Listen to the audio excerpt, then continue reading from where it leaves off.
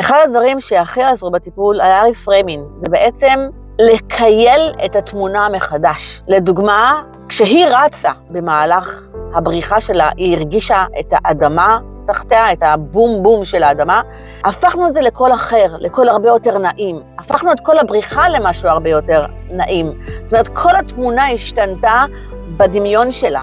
וברגע שהתת מודע שלה הבין שהתמונה היא אחרת, כל ההתייחסות שלה אל הפחד הזה הפך להיות משהו אחר. ברגע שהתמונה השתנתה, הפחד שלה מהסיטואציה הלך ונמוג.